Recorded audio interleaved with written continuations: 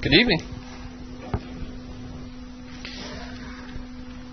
It's good to be here with you this evening. We're in James chapter 5. I want to thank Daniel Eister for teaching class last week while I was out of town. I heard positive things, and when you hear positive things, you get asked to do it again. So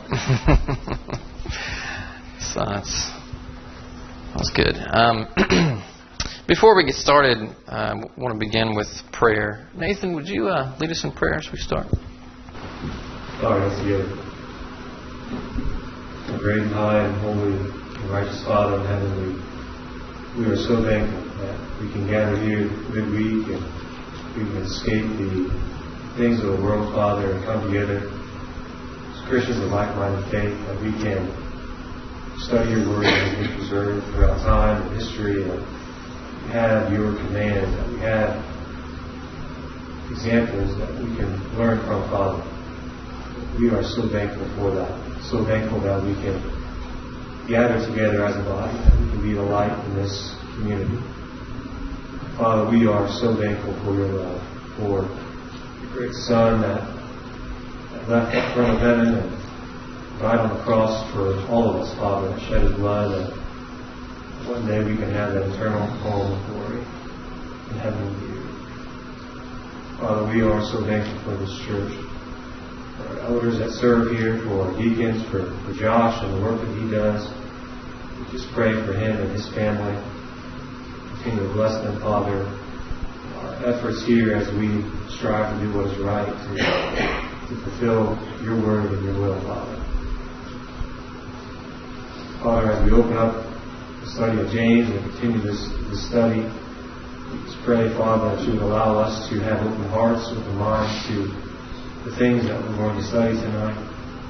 This is such a practical book for our lives. Each and every day there are things that we can take from it, that we can learn from it, Father. We just pray that you would allow our hearts to soak it up, Father, that we would be better examples for you. Father, we are mindful of those who are not here this evening because of various things, illness and sickness and pain or whatever may be going on in their lives, Father. And there are many, and we just pray that you would each and every one of them bless them. May return to us once again. Father, bless our efforts tonight. Be with all those who are studying and teaching throughout this building, especially our young children. Just pray for their young hearts, Father, that they can be molded and shaped by you and your word. All these things we ask in your Son's name, in Jesus' name. Amen. Amen.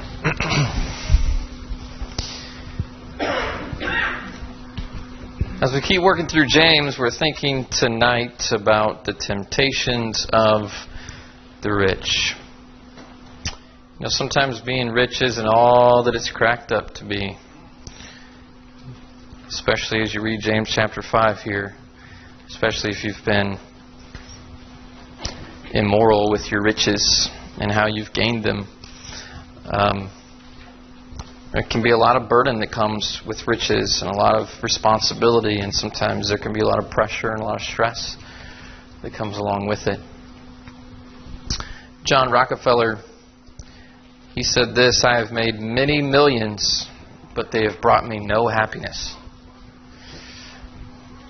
W.H. Vanderbilt said, "The care of $200 million is enough to kill anyone. There is no pleasure in it." A lot of us would think, well, I sure would like to try, right? John Jacob Astor said, "I am the most miserable man on earth." Henry Ford said, "I was happier when doing a mechanic's job." Andrew Carnegie once said, "Millionaires seldom smile." And these are all millionaires saying these things. Extremely rich and wealthy people. Let's think about what James chapter 5 has to say to some of the rich here. Some of these may have been brethren. Some of these may have been people who were taking advantage of brethren. But James is addressing them one way or another. He says, "Come now, you rich, weep and howl for the miseries that are coming upon you. Your riches have rotted, your garments are moth-eaten. Your gold and silver have corroded, and their corrosion will be evidence against you, and will eat your flesh like fire. You have laid up treasure in the last days. Behold, the wages of the laborers who mowed your fields, which you kept back by fraud, are crying out against you. And the cries of the harvesters have reached the ears of the Lord of hosts. You have lived on the earth in luxury and in self-indulgence. You have fattened your hearts in a day of slaughter. You have condemned and murdered the righteous person. He does not resist you." I'd say James had a little bit of a hellfire and brimstone preaching style to him, wouldn't you say? He's pretty direct here as he addresses the rich who have kept back wages by fraud and who have lived lives of luxury and self-indulgence without concern for others. So let's think a little bit about this text here. Just these 6 verses is what we're looking at. We have 3 lessons left. We'll look at these first 6 verses here tonight. Next week we're going to look at verses 7 through 12 in James chapter 5. And so the lesson for that is in the back if you want to grab that on your way out. And then we'll finish up by looking at James 5, 13 through 20 the week before our vacation Bible school starts. And the last week of June we'll have our VBS, our gospel meeting. So, first question, which was in your lesson material, was this. Let's go back to the opening phrase of James chapter 1 and verse 2. Opening phrase of James chapter 1 and verse 2. It says, "My brethren, count it all joy when you fall into various trials." Count it all joy when you fall into various trials. What does it seem like some of these brethren fell into as you read James chapter 5? There's several trials throughout the whole book, the whole letter. What are the trials here in James chapter 5? Jeff? Having an abundance of money and not using it in the correct way. For some, it may have been having an abundance of money, right? And being inappropriate with it. And basically he's warning them that if indeed the rich brethren are the ones being addressed here, warning them that there could be judgment upon them. How about the laborers that aren't being paid by the rich during their trials? Right. So for the laborers who did work and didn't get paid for it, that's quite a trial, right? Especially if you're living hand to mouth or in a culture where you need your day's wage to eat that night, to feed your family. I don't want to say especially in that culture. I mean, even if we live in a different culture, doing work and someone refusing to pay you for it when you were expecting to get paid and reimbursed for your services is inconvenient and it's inappropriate as you take a look at what James has to say here. So how are they to respond? How are they to respond when they face trials? Pray. James, go back to James chapter 1 and verse 5. When they fall into various trials, he says, if any of you lacks wisdom on how to handle the situation, how to deal with it, then let him ask of God, who gives to all liberally and without reproach. Would you say that some of these folks were praying? Look at verse 4. James chapter 5 verse 4. The cries of the reapers have reached the ears of the Lord of Sabaoth. So they're crying out. They're perhaps crying out to God in prayer or for a response or for help. And James says God has heard them.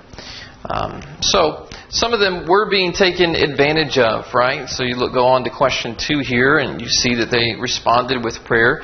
How does a wise man respond to problems?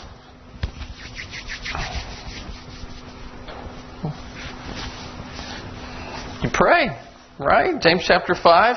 You take a look at verses 13 through 18 here. Is anyone among you suffering? Were these people suffering?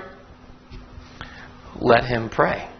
They're suffering. They're not being paid for their services. They're hungry. So he says, let him pray. And then we have several other situations in the church. If there are those that are sick, let them call for the elders of the church so they can pray for them. If you're in sin, if you look at verse 16, confess your trespasses to one another and pray for one another. So wise people pray. The response is prayer. We're going to look at verses 13 through 20 in a couple of weeks, but just kind of previewing it here. And I want you to see that some of these thoughts I think are connected too. When James addresses these poor brethren who are being taken advantage of, he is encouraging them to be people who pray. That's from chapter 1 all the way to chapter 5. We see the encouragement to pray in these passages. Look at the third question here in your text or in your material. In James chapter 5 and verse 1, the rich are addressed. What are some of the words used as evidence of their riches? I simply want to point this out because sometimes I think we may be tempted to say, well, I'm not rich. That applies to somebody else. I think there's a good chunk of us here that I think we could call ourselves rich, especially compared to a lot of cultures throughout the world. Go visit a third world country. You're going to realize you're rich. We're rich. So what are some evidences of riches? Garments. Garments. Clothes are evidence of riches, right? Do we see that evidence of that in other passages of Scripture you can think of?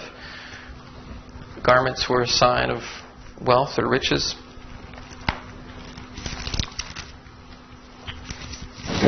Samson, yeah, that's right. We studied Samson recently in a sermon a couple of weeks ago, and Samson traded out 30 changes of garments.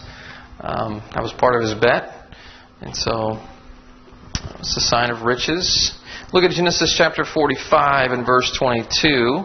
Joseph, it says, gave them carts, verse 21. He gave them provisions for the journey. He gave to all of them, to each man, changes of garments. So it was a sign that Joseph was now wealthy. His situation had changed drastically from being in the pit to being extremely wealthy and able to distribute wealth to his brothers. To Benjamin he gave 300 pieces of silver and 5 changes of garments. So Benjamin gets 5 outfits instead of what the rest of the brothers received. So garments are a sign of wealth there. What was it that Achan stole when Achan was entering and took some of the spoils of war from Jericho? Just like pottery or like knickknacks, basically. Stole a little bit of that. Yes, there's some vessels of gold and silver, as I want to call it knickknacks. Right. I mean, this wasn't something you just picked up at the dime store. I mean, so vessels of gold and silver, but a Babylonian garment is mentioned there as well. And so it's just a symbol of wealth. And he wanted to have that status symbol, maybe. I mean, can you blame them? They'd been wandering through the wilderness for so long, and they'd been poor and just eating manna and living off the very simplest of things. They'd been slaves before that, and so he sees this awesome outfit. It's a symbol of status and wealth. And so he takes it. So garments. What are some other things that are mentioned here? Zippy. Servants, cattle. Servants. Right. Slaves, cattle. Good. So the fact that they had laborers is an indication of their wealth, right? Right. And I think the comparison to you're fattening yourself up like a cow is basically indicating they probably knew what happened with cattle when they got fattened up. They were headed to a day of slaughter, and James is saying this is happening to you. So probably was a similar status. Somebody else had a hand up over there a second ago. Eric? There's also an implication there I see with the laborers paying for services, right? They have something that needs done in their field, And so they pay someone to do that. And so that's something for us today. We pay for services all the time because it's easier to pay it than it is to do it ourselves. Depending on the job, yes. So, you're right. So they've got the money to pay workers. They've got workers. They've got cattle. They've got gold and silver knickknacks. They've got gold and silver. They've got garments. Elaine. They've got like land and fields. Land. They own property. If you own property and fields, it's a sign of wealth. And so all of these things are mentioned. What's going to happen to them? Your riches are corrupted. Your garments are moth-eaten. Gold and silver are corroded. By the way, does gold corrode? No, but it's just a picture here. Gold doesn't corrode, but their corrosion will be a witness against you. Will eat your flesh like fire. He's just using very strong language here and imagery to emphasize to them that they're going to lose some of these things. Could these be some of the people that James addressed in chapter 4? What were we talking about in chapter 4? Nathan. What causes wars and fights among you? You don't have, so you're going to fight and you're going to murder and you're going to do all these things, and you're going to maybe get some of these things that you are wanting in your heart, but at the end of chapter 4, what is your life? Is it worth it? It's just a vapor. Good point. Good point. So, would you say yes? He's addressing some of the same people. He's talking about wars and fights among you. What's the war and the fight when you get to chapter 5? Well, you're so greedy that you're stealing from your poorer brethren and defrauding them. And so it's because of your desire. It's your desire to have more and to get gain. And that's really the whole theme of chapter 4. Is you're always thinking about business. You're always thinking about money and where you can make a profit. And you're not thinking enough about the Lord and what the Lord's will is for you. So I want to share this quote with you. This is from Barclay. He says, if you knew what you were doing, he's kind of looking from James's perspective. If you knew what you were doing, you would weep and wail for the terror of the judgment coming upon you. That's really what James is saying. He says the vividness of the picture is increased by the word which James uses for to wail. It's the verb oleluzing, which is onomatopoeic. Anybody know what that word? Give me an example of onomatopoeia. Come on, you did this in English class, right?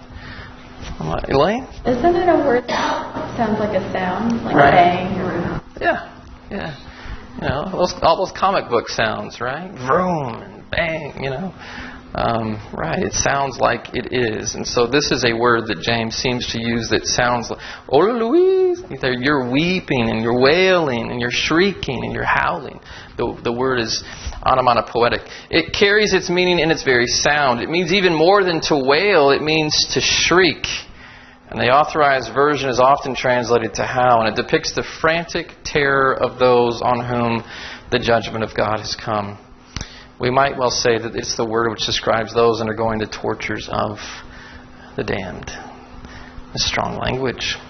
James is using very strong language. And we're to take warning from what he writes here. Well, the fourth question in your material is this. What's going to happen to one's riches? We already mentioned that, right? One day they're going to be gone.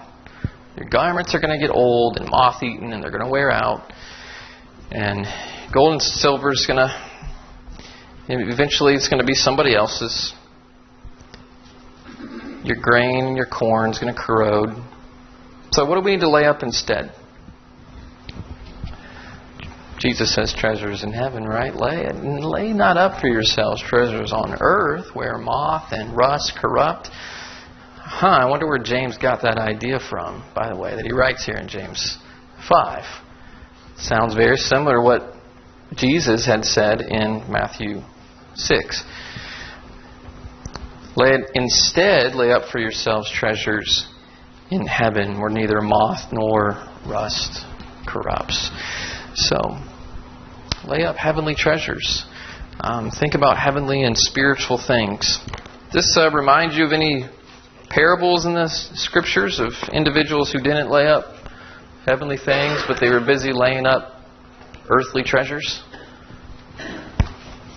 Farming these silos, real bigger barns to take care of them. That's right. Parable of the rich fool. He's building bigger barns, bigger silos, and he's going to eat, drink, and be merry and kick his feet up and relax. And God says to him, "You fool, it's not your soul be required of you." And you haven't even considered that. He's considered the earthly things, the material things, the wealth, the money, the land, the property, the corn, the grain, but he hasn't thought about his soul. And you need to focus on that more. The rich young ruler as well, who couldn't give up what he had. And I was just thinking of our closet, our wardrobe, and how many hundreds, if not thousands and thousands of dollars are just there in our clothes. And then say that we don't really have that much money. You have enough that you have hundreds, if not thousands upon thousands of dollars of clothes in your closet. That's a good point. Garments are money. Yeah. If you take a look at how much somebody's closet is worth, and then you go to a third world country, your closet is worth more than their entire being in many cases. We're very wealthy. And we need to be careful with that wealth.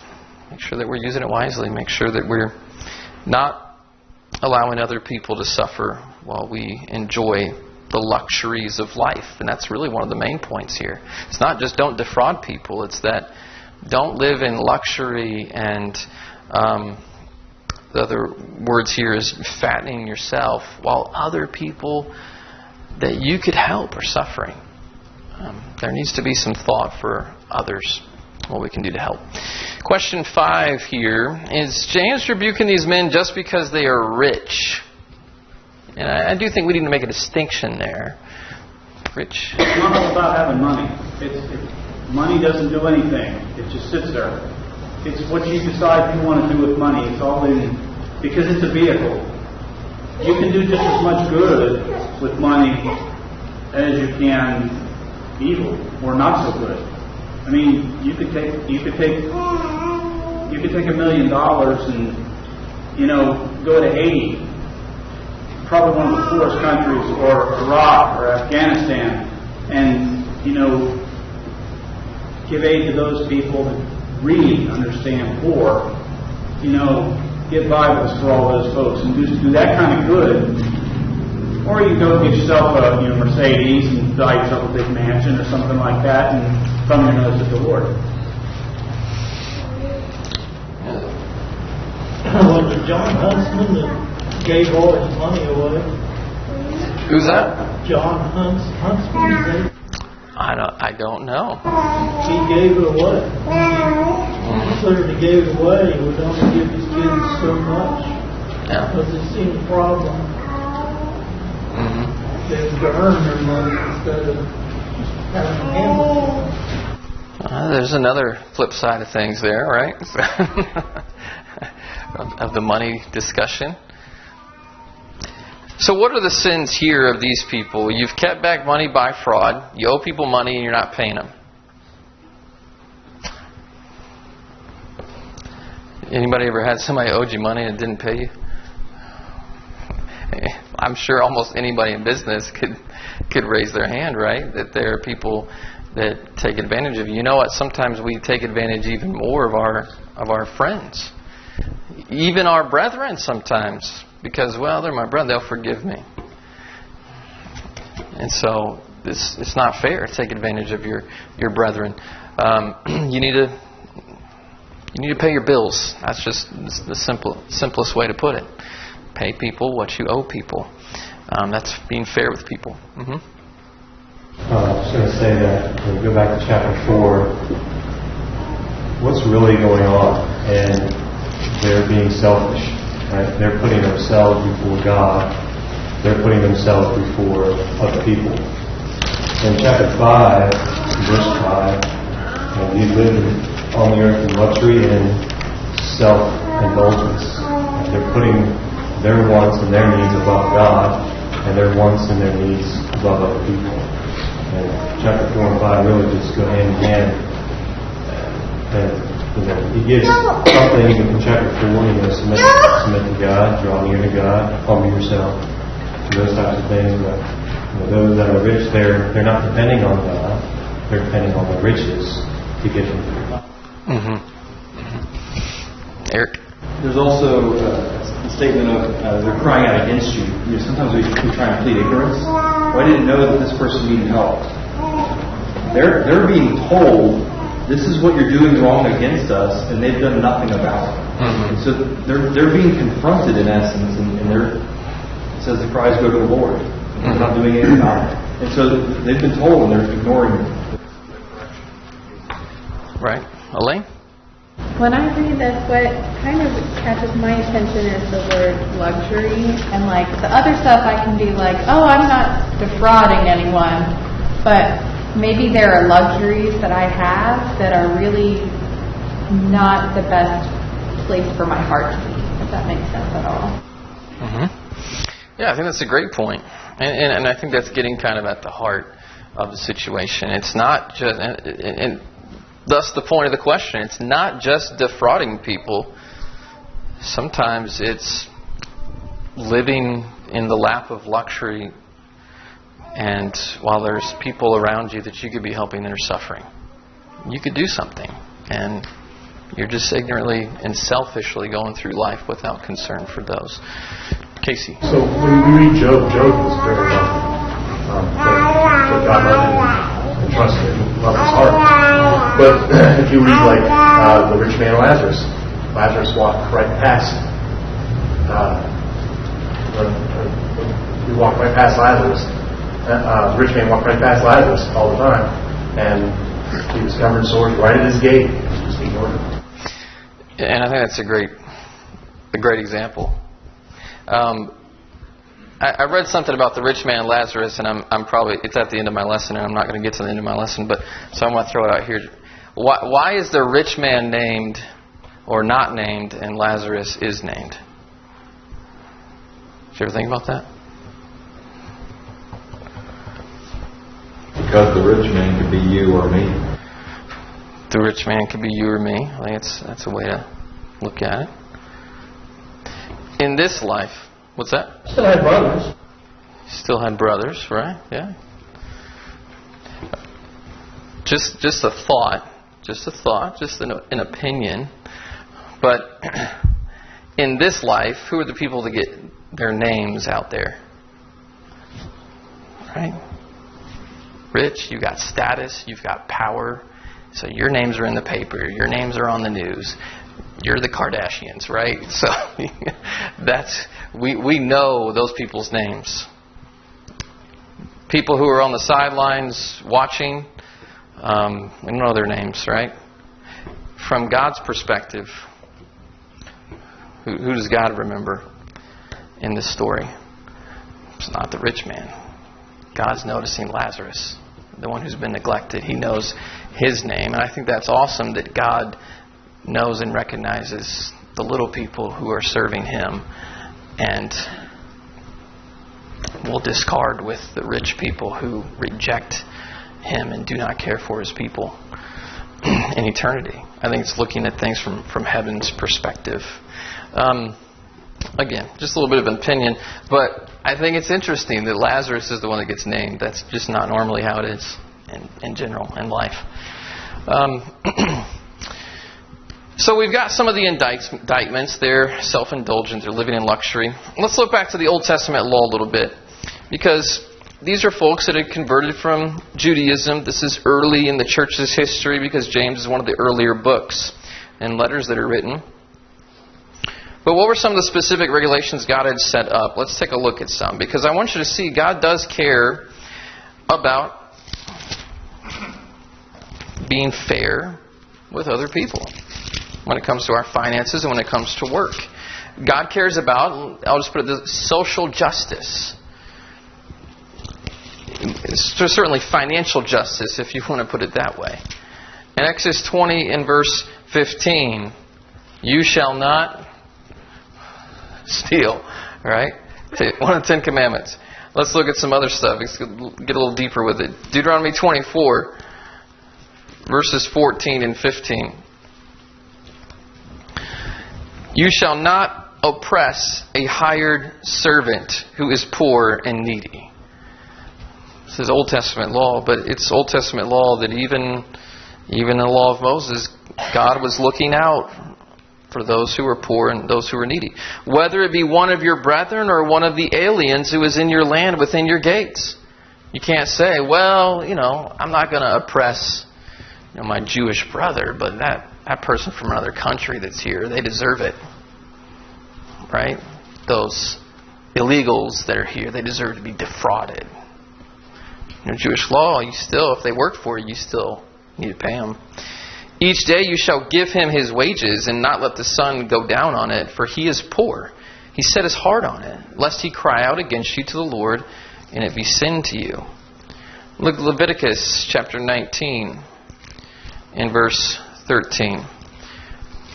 If anybody's there, go ahead and read it as well. I don't have to read all these myself. You shall not oppress your neighbor or rob him. The wages of the hired worker shall not remain with you all the days of the morning. Right. We mentioned earlier, hand to mouth. Don't keep his wages with you all night until the morning, because that might mean he can't eat dinner that night. And there are a lot of people that live hand to mouth. Jeremiah 22 and verse 13. Woe to him who builds his house by unrighteousness, and his upper rooms by injustice, who makes his neighbor serve him for nothing, and does not give him his wages. You build your house, you've got a nice house, and you've got nice chambers, and got all kinds of luxuries, but you did it with injustice and unrighteousness. Woe to him, Jeremiah says. Luke chapter 10 and verse 7. Here's a New Testament passage. And remain in the same house, eating and drinking what they provide. The laborer deserves his wages. Do not go from house to house. Just a simple principle that Jesus lays out there. The laborer is worthy of his wages. And he lays it out, and Paul lays it out in a couple other passages as well. But the laborer is worthy of his wages. Just, they were not paying the laborers their wages. That was wrong. It was wrong under Old Testament law. And clearly, as you look at what the New Testament teaches and what James teaches, it's still wrong. Keep working through this. James uses some phrases like heaped up. Anybody seen the TV show Hoarders? Now, we're talking about hoarders here. You're hoarding all the money and all the stuff for yourself. You've got this big pile of treasure and money, and you're not going to help somebody else with it. You've kept back. You've fattened your hearts. These are the words that he uses to describe these rich men.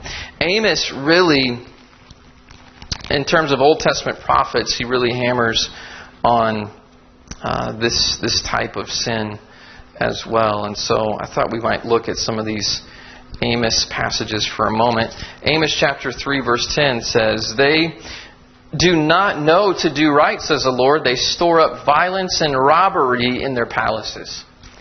It's one of the sins of the people of Israel. They become violent, and they were thieves. Their palaces were actually evidence of that. Amos chapter 5 and verse 11.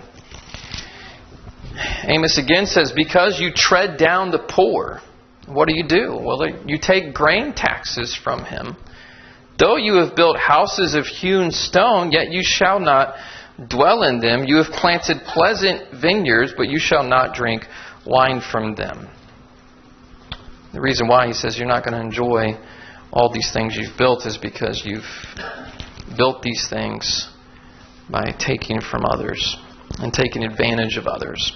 Take a look at Amos chapter 8, verses 4 through 7. "Hear this, you who swallow up the needy and make the poor of the land fail." Many times in the judgments of the prophets, their judgments had to do with the people of God taking advantage of others, saying, "When will the new moon be passed that we may sell grain, and the Sabbath that we may trade wheat?" Here they're violating the Sabbath day. They're working on the Sabbath day. "Making the ephah small and the shekel large. Falsifying the scales by deceit." Okay? Anybody ever... How do we falsify the scales today? How can people in business do things like that? put your thumb on the scale. I mean, that's kind of the old way, right? Here you are, you're buying a pound of meat at the grocery store, and the clerk pushes his thumb down on the scale, and you're paying for a quarter pound more. And if he does that all day long, he's gonna rack up a little bit of money. Kickbacks. Kickbacks? Explain kickbacks, John. You're in the car business. How does this work? You do it under the deal, side deal, so that somebody spends $2,000 with you for something, and you're going to give them either a favor or give them $200 back because otherwise it's part of the deal. Yeah. So it's got to favor somebody's personal well-being in most cases to attract the business on a different level. Yeah, it's just a form of bribery. There are certain regulatory groups, often in states, that kind of regulate things like that. Maybe they do, maybe they don't. They regulate it in politics sometimes. They regulate it in business. I did insurance before I came here, and there were certain regulations. You're only supposed to actually give someone, in Indiana at least, this was the law, only $30 was the biggest gift you could give someone who did business with you. I guarantee you there are insurance agents that give people a lot more than $30 in gifts. But it's kickbacks. Yeah. It's because you want to get something back from those individuals. But those laws are in place to avoid that type of system that can lead really to injustice and dishonesty. Other ways that we can falsify the scales. We just bought, we closed on a house at the end of this month. And I've been looking up contractors to do different types of work and reading reviews on Angie's List and things like that. But I read one, and I thought it was really nice. He said, this person did work for me, and all the receipts, they took copies of it, and they just gave us the receipt. He said a lot of contractors would have bought that thing, would have marked it up 20%, and then they would have charged you for that. It's kind of falsifying how much money that they spent on a particular item. There's different ways that we can do that in any business, really. And so it's important that we be honest with people. Rather than piling up treasures for ourselves, what does God want us to do with our monies rather than thinking about ourselves? New Testament passages.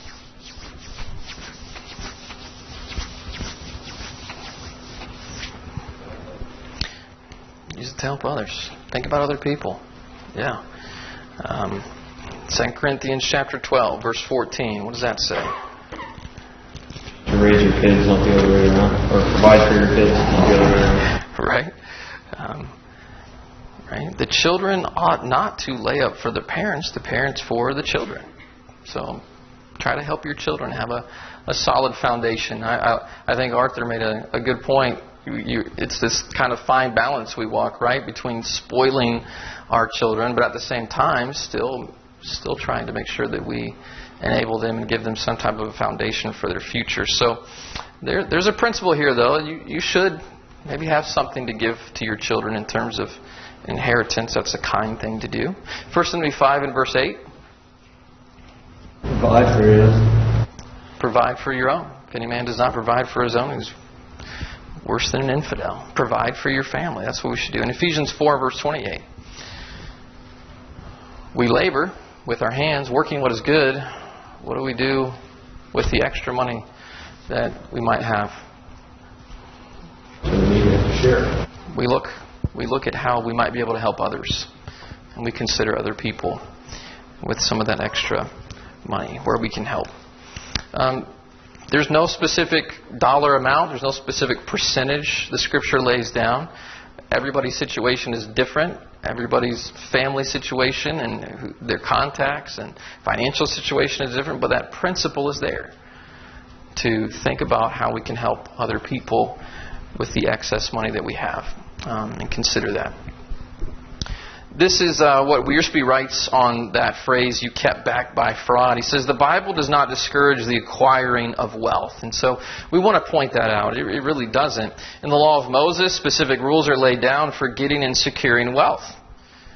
I mean, one of the basic promises of the promised land was that you're going to be wealthy if you do my will. I don't think wealth was a sin. Wealth was actually, in the Old Testament, a signal, in many cases, of blessing. But the Jews in Canaan, they owned their property, they worked it, they benefited from the produce. In several of his parables, Jesus indicated that his respect for personal property and private gain. Jesus talks a lot about money. A lot of his parables are based upon financial principles. And what the Bible does condemn is acquiring wealth by illegal means or for illegal purposes. I might also throw in there unethical. Because some things might be legal that are not ethical. The prophet Amos thundered a message of judgment against the wealthy upper crust who robbed the poor and used their stolen wealth for selfish luxuries. Isaiah and Jeremiah also exposed the selfishness of the rich and warned that judgment was coming. It is in this spirit that James wrote. Do you have a hand, Kevin? The tax collectors, they overrun the government, but then they were supposed to charge an excess to make their own living. And that's how they got corrupt, by just overcharging. Right. A lot of people weren't overseeing the tax collectors. As long as Rome got its money, they could charge whatever they wanted extra and get theirs. So that's why they had such a terrible reputation. Good point. Here's a no-brainer question, right? Can money influence the court's decisions and judgments?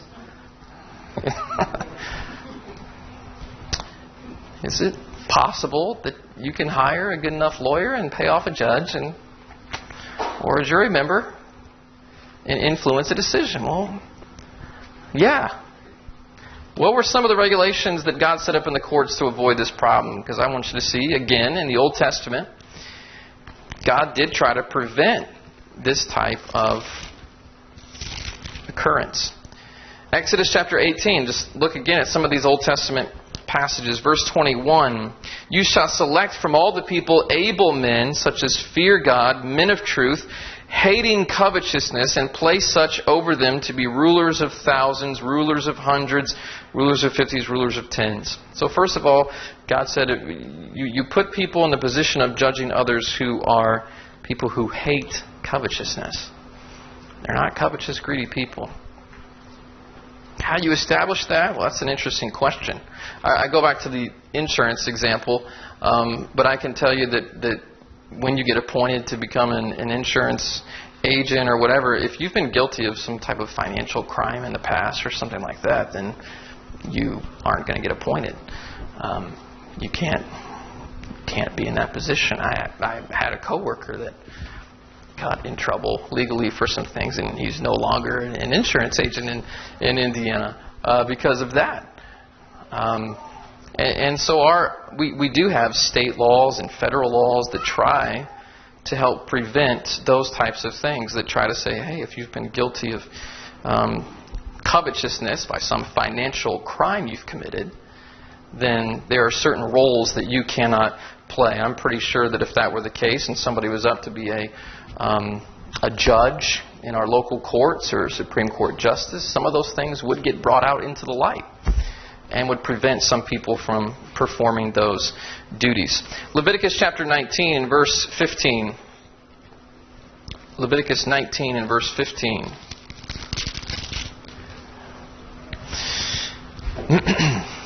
You shall not do injustice in court, you shall not be partial to the poor, or reproach the great, as in righteousness shall you judge your neighbor.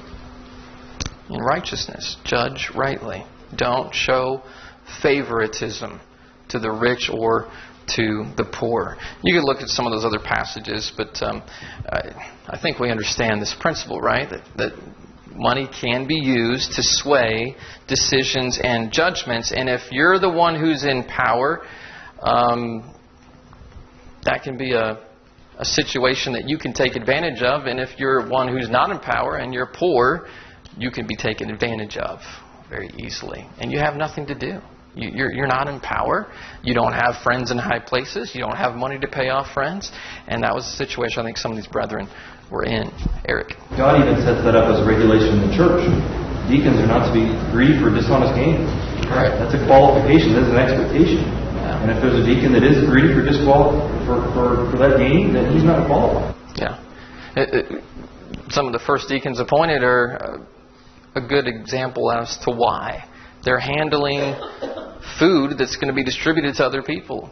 And if they're going to pocket some of that because, well, we've been doing some work anyway, so I'm going to keep some of the money we've been using to distribute or some of the food for ourselves, then that's obviously going to, it leads to unethical practices. Even that federal and state security clearances for a lot of positions, that's the first place they hit. If you have any kind of financial liabilities or you show tendencies for gambling or anything kind, drugs, there's no way you'll get one. Right. Right.